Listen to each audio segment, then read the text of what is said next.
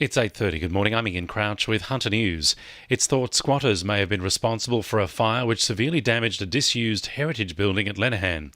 Firefighters from 5 stations were called to what's believed to be the former Stagecoach Inn off Lenihan's Drive just before 9 yesterday morning to find the top floor of the 2-storey building engulfed in flames. It's taken almost 4 hours to extinguish the blaze, with firefighters hampered by the roof collapsing.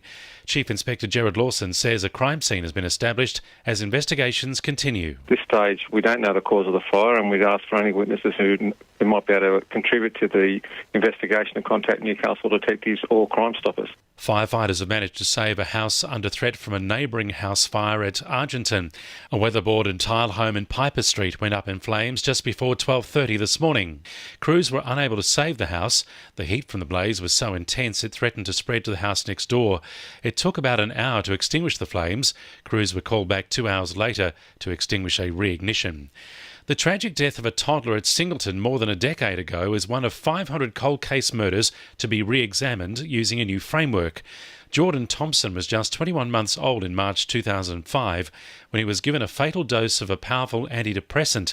Police charged a man with manslaughter in 2009, but the case was dropped because of a lack of evidence. Detectives will review the case to see if it can be solved using new technologies.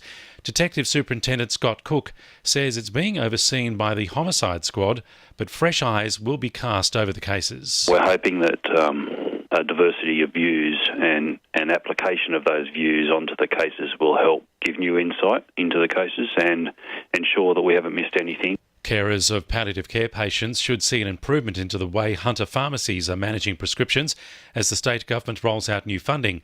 $200,000 is being spent on how to improve access and advice for pain relief. $210 million is also being spent on training programs and scholarships for 300 specialised nurses. Parliamentary Secretary for Regional Health Leslie Williams says when it's too late for doctors to save patients, it's all about pain management falling onto pharmacists. In terms of palliative care, our community pharmacists play a really important role because they are the ones who often provide that medication in times of increased pain for those patients, and it's really important for carers that they're able to get the medications when they need them. The Hunter Valley Wine and Tourism Association has received $50,000 in government funding to develop a website to attract visitors. The association's general manager, Joe Thomas, says it's part of a nationwide plan to boost the wine industry. In the international space, we not only talk regionally and what's important for the Hunter Valley, but also what's important Australia-wide, and putting us on the map as a major wine-producing country. The website will be an augmented reality video, which is interactive and targeted at potential international visitors. It will focus on wining, dining, events and showing the Hunter Valley's natural beauty. Sport for our sponsor, PRD Nationwide East Maitland. The Newcastle Knights are coming to terms with back-to-back home losses after going down 29 points to 18 to Penrith on Friday.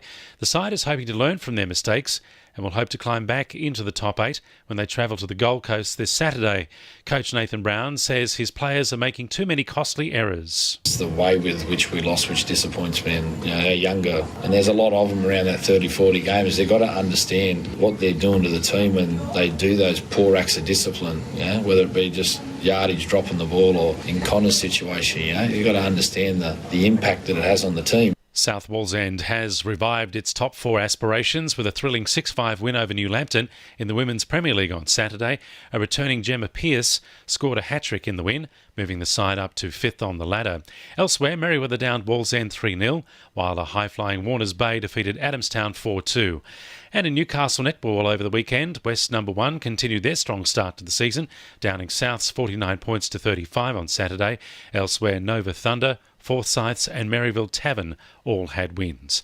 2NURFM News Time, 26 to 9.